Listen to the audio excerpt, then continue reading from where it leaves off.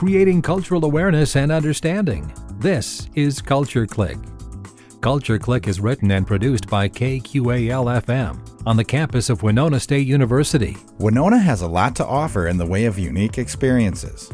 There are many outdoor opportunities involving the bluffs and the river, a thriving arts and music scene, and festivals ranging from Shakespeare to Beethoven to bluegrass.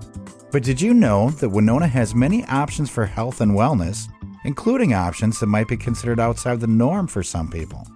There are practitioners in Winona that offer everything from herbal medicine to acupuncture to gong baths. That's right, from plants to needles to gongs. Oh my!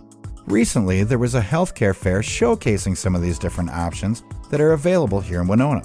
So this month on Culture Clique, we will be highlighting a few of those options in order to shed some light and hopefully answer some questions some folks might have about these unique offerings.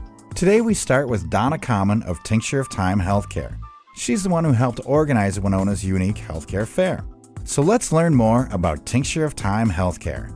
I'm Bill Stoneberg with Donna Kamann of Tincture of Thyme Healthcare, today on Culture Clique.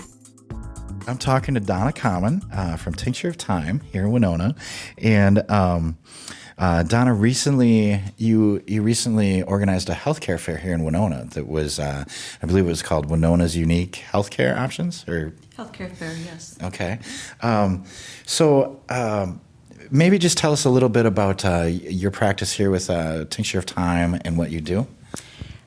So I'm a family nurse practitioner, and I'm also an herbalist. I have an independent clinic in historic downtown Winona. Right. And I enjoy seeing people from all walks of life.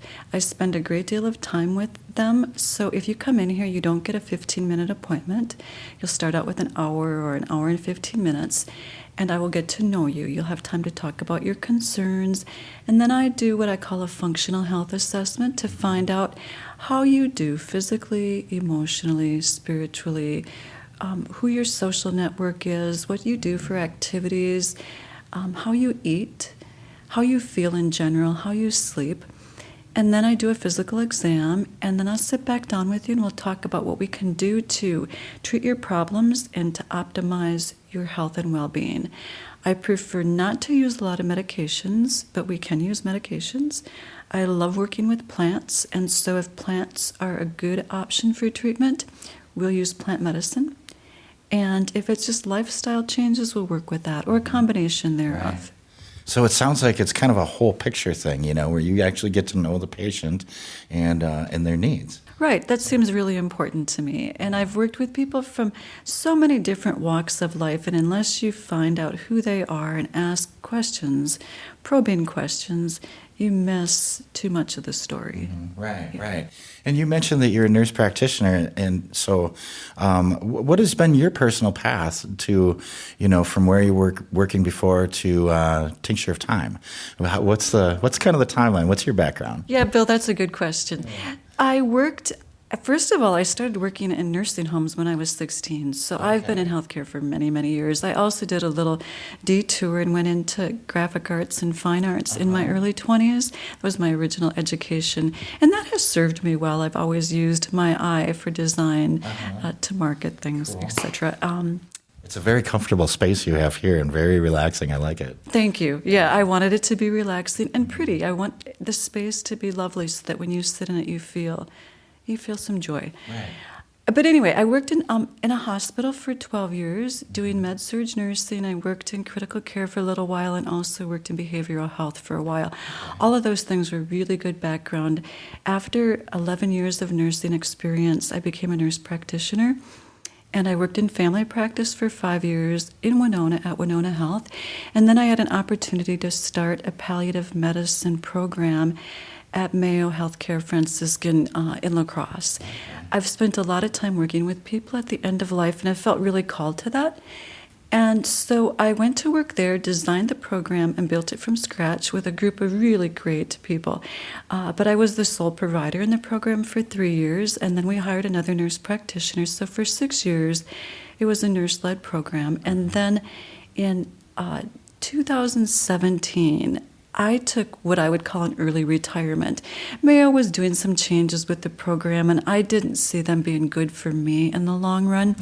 And I was kind of timing out on standard medical practice for a bunch of reasons.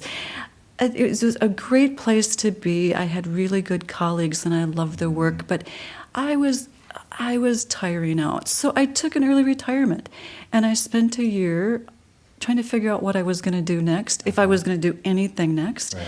I hiked for a whole month on the Lake Superior hiking trail, Cool.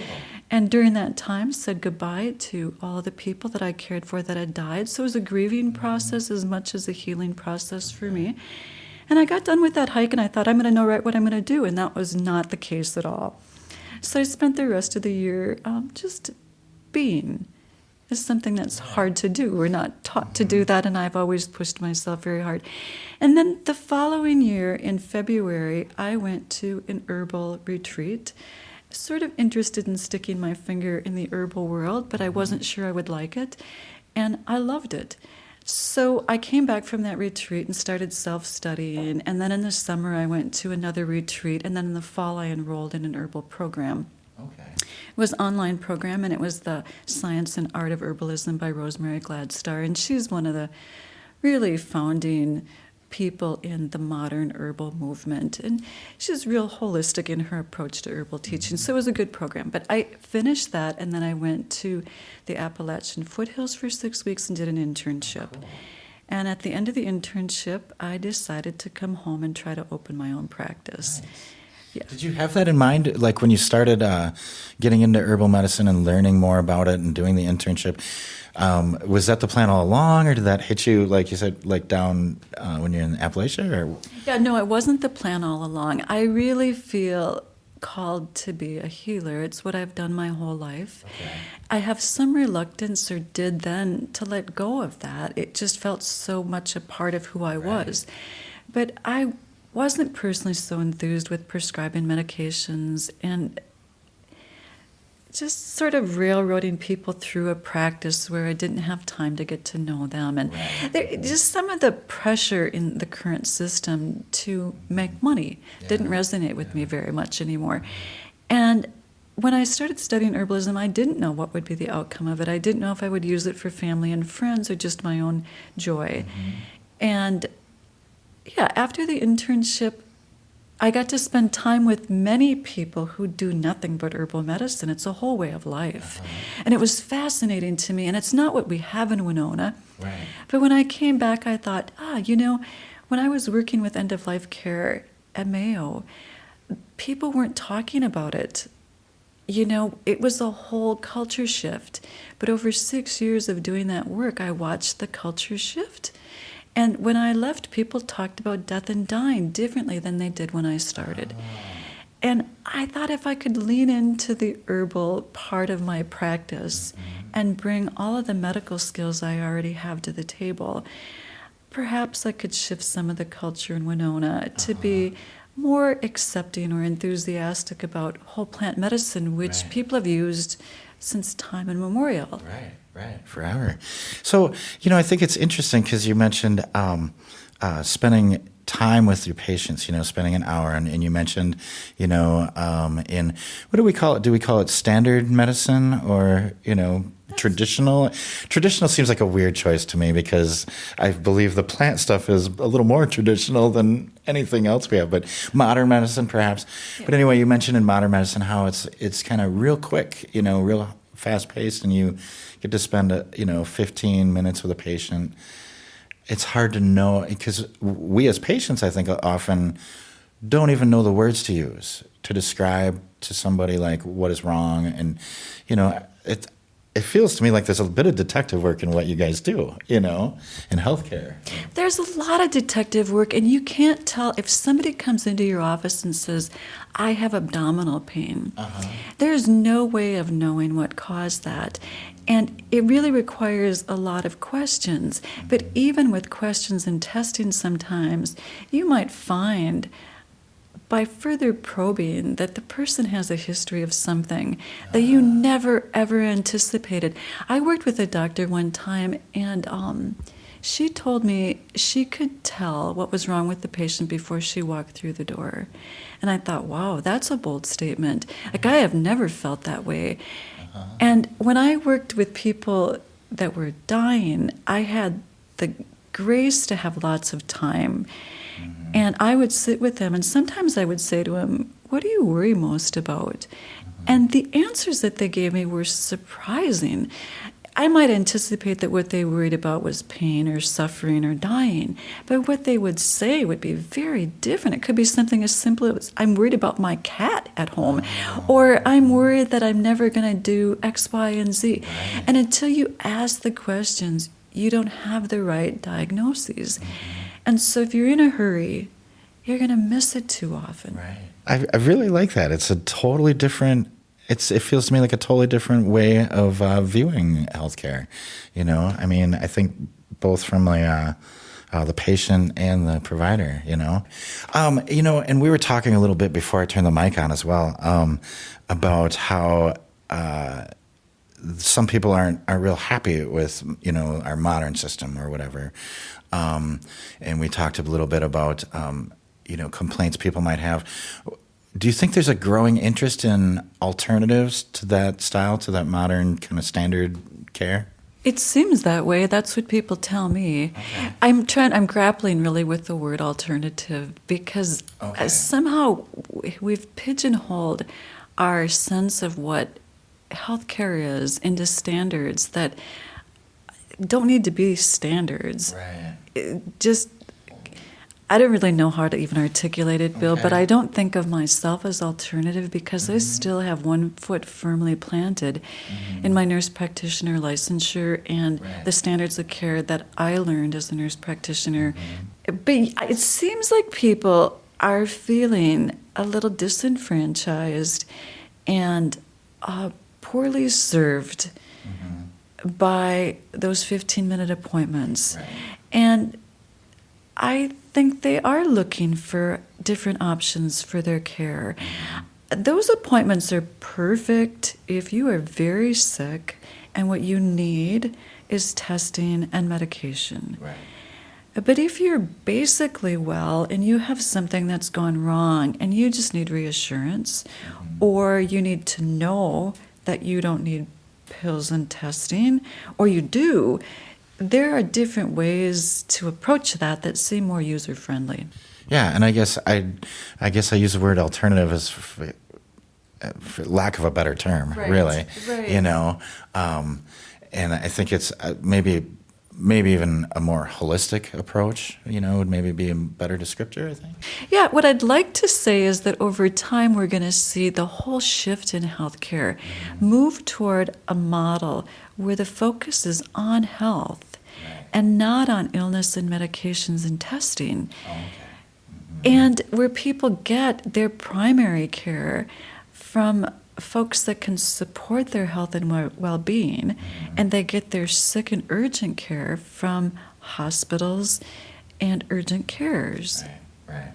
More fitting, I suppose, to each situation, right? Right. Or if you have a doctor that's been training for 8 years in medicine and they specialize, maybe they have another 3 or 4 years of training in a subspecialty, you go to them for that reason. Right. But if you have somebody that's healthy, you go to people who have 8 years of experience in training in the art of health. Right.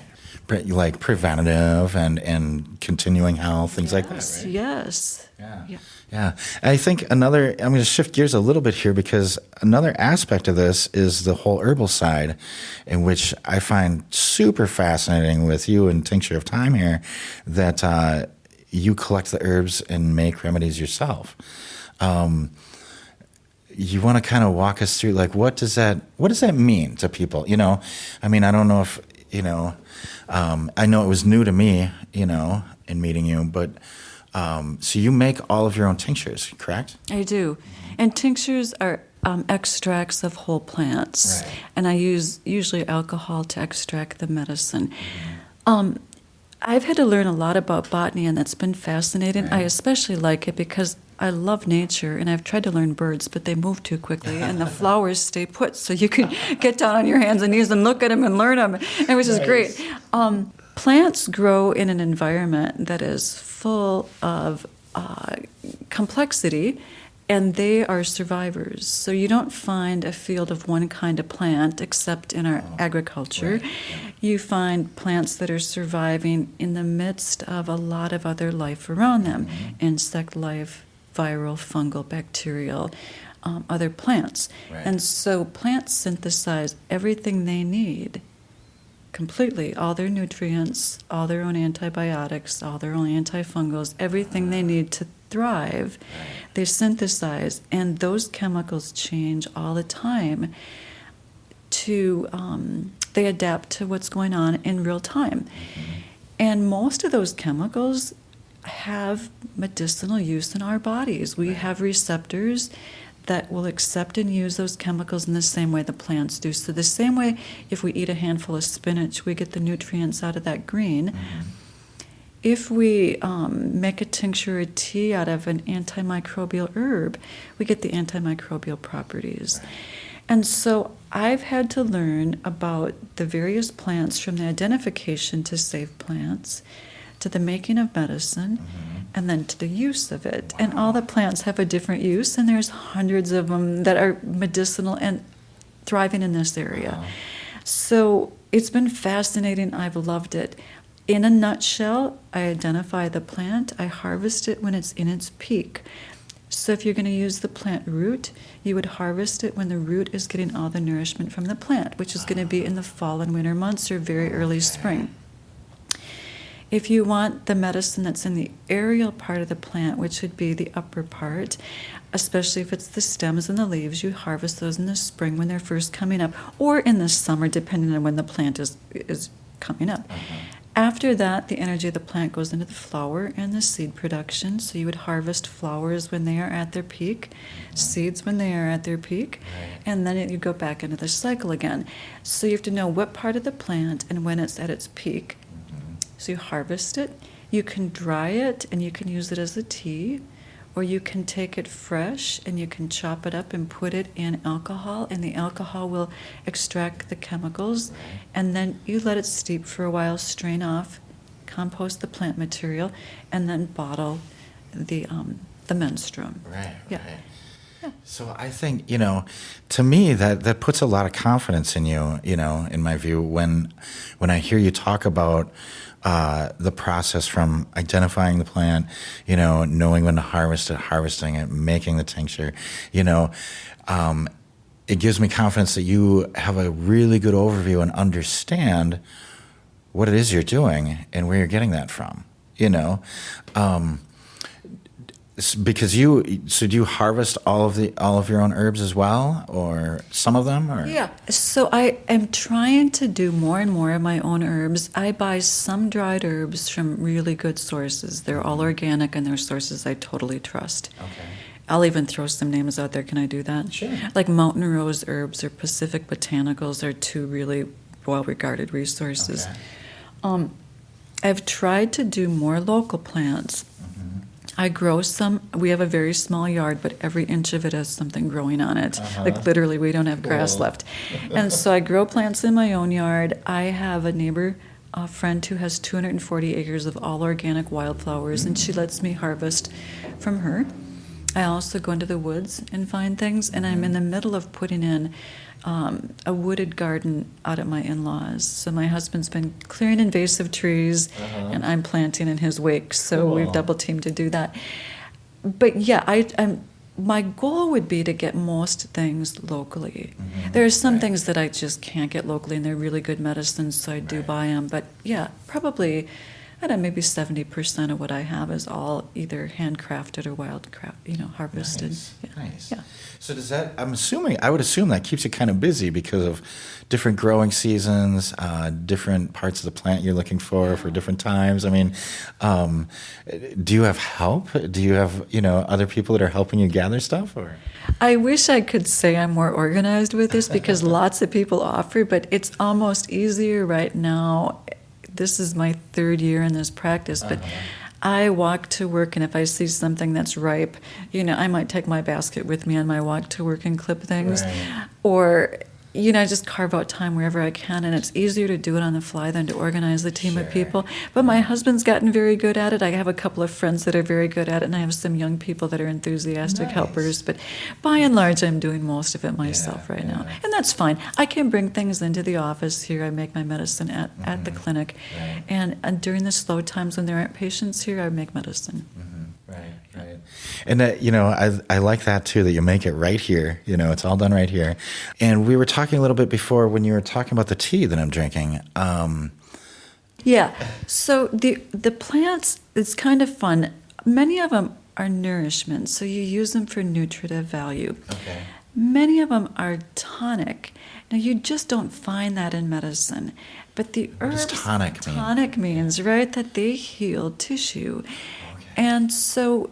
urinary tract is a really good example. If you get a urinary tract infection and you go to a clinic, a standard clinic, you're going to get an antibiotic for it. And with any luck at all, somebody will warn you to eat some yogurt while you're taking the antibiotic so you don't upset all your normal gut flora. Right. But that's about it, right? And you take the antibiotic and the urinary tract infection clears up and off you go. And many people will have reoccurrence. Well, that bacteria in your urinary tract is doing some damage to the mucosal tissue of the urinary tract.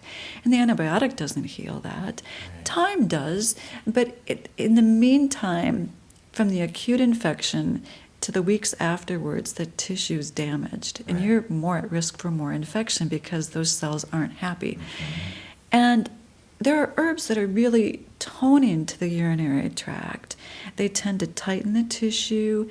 You can use a blend of herbs that can be soothing to the mucosal tissue and tightening, and also that are cell proliferative, so they actually make more cells grow. So for a lot of the problems that we have that are common self-healing problems, the herbs can just be beneficial in the sense that they help boost your body toward healing. Right. So to recap, we can use herbs for nutrition, we can use them for their tonic qualities, or we can use them for their medical qualities. Their herbs can also be strong enough to act like a medicine in our body and either heal or damage us. Okay, right. So the stronger herbs that are stronger medicine need to be used as cautiously as medications. Right. And of course, the tricky part with working with plant medicine is there aren't research studies. But what there are years and years and years and years of use. And if you follow the wisdom of the traditions that have used them forever and use them in that fashion, they are very effective and safe in the right hands. Right. Nice. Well, okay, so, and I'm assuming some of that overlaps if it's, used for nutrition or used for tonic or medicine. I'm assuming some of that overlaps. And is it safe to say, or am I assuming something wrong here? Like if that it's more geared towards the healing as opposed to keeping a symptom at bay, or? It could be both, Bill. Okay. I hear a lot of people say they want to treat more than symptoms, but the reality is if we can keep the symptoms at bay, our own bodies do a lot of healing. So treating symptoms isn't always the wrong thing to do. We may never find out what caused a problem, but what we want to do is support a healing environment within. And that can be both within and without, right? So you can take something simple, like somebody comes in and they have belly pain. We talked about that a little bit earlier. And I might do a workup and find nothing structural wrong with the belly, and the patient is still eating and digesting food okay. And so maybe I'll give them herbs to soothe the belly. If they go back to a home where there's bickering or abuse, and the belly pain is from that, the herbs aren't going to be enough. So you have to heal from both within and without, and acknowledge where both of those, where anything is that's impacting the illness. Right. Again, it feels like a very holistic approach to me. Yeah, it is. It is. Yeah. And I think, sometimes, and I don't remember the word that I was going to replace alternative with now, but Complementary is the word that gets used a lot. There we go. Yes. Complementary. But just from my personal experience, because I've come to see you before, sometimes these, things that are that might be considered alternative or complementary might be a little, I guess, frightening in a way to people because they're unknown. Did I scare you? Yeah, very much. No, but it might be the unknown factor of it is like, oh, I don't know what that is, so I'm going to stay away. But it really helped me that you put it, you have a foot in both kind of worlds, and then the way you explain stuff to me, it just makes a lot of sense, and I'm like, yes, this is what I'm looking for, because I did feel a little neglected in the past in healthcare, when I would go in and it'd be rush, and I'm like, on my drive home, I'm like, oh, I should have told them this, I forgot about that, so I really like the holistic approach, and it really puts me at ease, even though, at first I'm like, well, I don't know what that is. I'm like, but you know what, I need to try something, so I don't, I guess that was just a statement. Well, I have a couple of patients that come in to me. It's funny, one of them, we were just talking about this, that come in, they tell me what they've heard from their doctor or their specialist, and they want me to translate. Sometimes I feel like I am a patient advocate in some ways, and I think that it takes... Medical language is a whole different language, and sometimes you need an interpreter. And even with a lot of medical savvy, it can be hard to navigate the information you receive. I go through that with my family members. My father is struggling with some healthcare concerns, and I feel like navigating his needs are really difficult, and I feel like I have a lot of skills in the healthcare world. So I don't mind if patients come in to me and say, I've seen X, Y, and Z, and this is what they say. What do you think? Right. And what's that mean? Yeah, what's that mean? And then I give them information about that, and they go about their business. Right. It's fine. Yeah. Nice. I love it. Well, that's the complimentary part, right? Yes, that is the complimentary part, yes. Do you mentioned about the herbs trying to source locally and stuff like that. Do you travel very far to get them as well, or? I grew up in northern Minnesota, and my husband's family has the cabin up there, and so every summer I'm up there for at least one or two trips. And there are some plants up there that we can't get here, and I do harvest when I'm there. Yeah. Nice. And I haven't harvested real far afield in other. I'm trying to think about that. Last spring we went into the Blue Ridge Mountains for a week in April, but I didn't harvest anything from there. It didn't feel like the thing to do. Right. Okay. I was just kind of curious, of how far that, net gets cast. And so the healthcare fair that you organized, Winona's Unique Healthcare Fair, I really like that whole group of, there were, I believe, 9 different practices.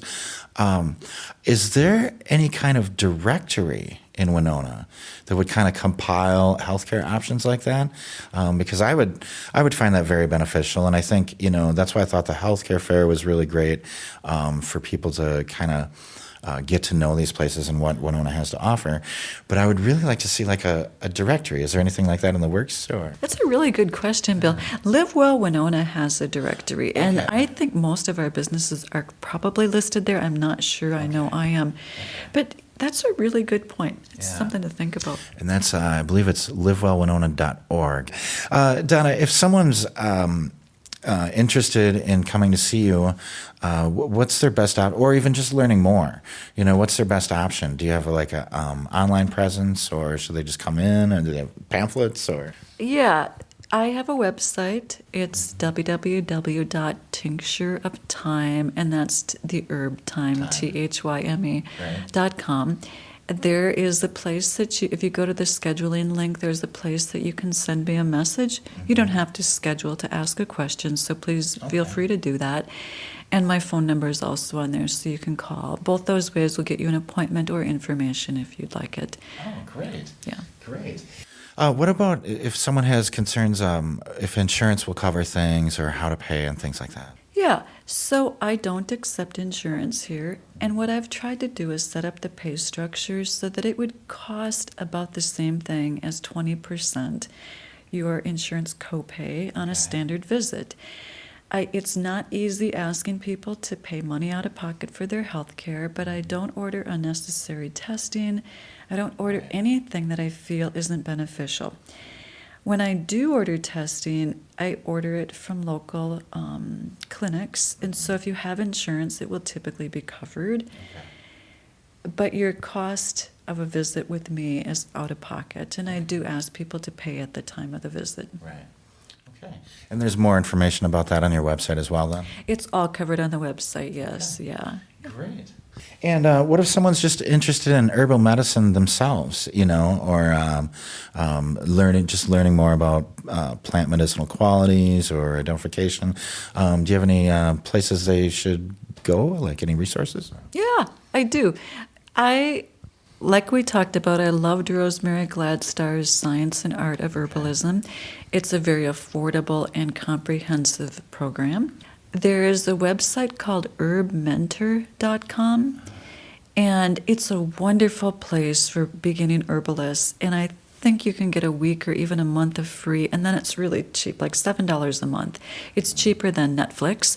Right. And you can go to it for all sorts of, they have beginning education videos, they have plant walks, they have information from all of the contemporary herbalists that are practicing and really well known in the herbal world. So it's a really wonderful resource for beginning herbalists. Cool. Yeah. Cool. Sounds good. Well, I've been talking to Donna Kamann today. She has a practice downtown Winona called Tincture of Thyme, and that's thyme as in the herb, Thyme. And you can find more out about different healthcare options in Winona from livewellwinona.org as well. So, Donna, thank you so much for talking with us today. Thank you so much for having the healthcare fair. That was my first kind of realization of that there are a lot of options in Winona. I didn't really realize that before, I had found you as an option, and now I'm thinking, oh my gosh, there's a lot of different stuff out here, ranging, from the type of work you do with healing and herbs, to acupuncture, to all different, meditation, massage, all different kinds of things. So thank you so much for putting that together, and thanks for talking with us today. Thank you too, Bill. I appreciate the opportunity. Thanks again to Donna Kamann of Tincture of Thyme Healthcare for joining us today on Culture Clique. For more information about Tincture of Thyme, go to tinctureofthymehealthcare.com. We hope you join us next week to learn more about Winona's unique options for health and wellness. Just tune into Culture Clique Thursdays at 12:30 right here on 89.5 KQAL. I'm Bill Stoneberg, and we just heard from Donna Kamann of Tincture of Thyme Healthcare today on Culture Clique. Creating cultural awareness and understanding. You've been listening to Culture Clique. Support for Culture Clique is made possible by the Minnesota Arts and Cultural Heritage Fund. Culture Clique is produced by KQAL-FM on the campus of Winona State University. For more information, look us up on the web at kqal.org. And thanks for listening to Culture Clique.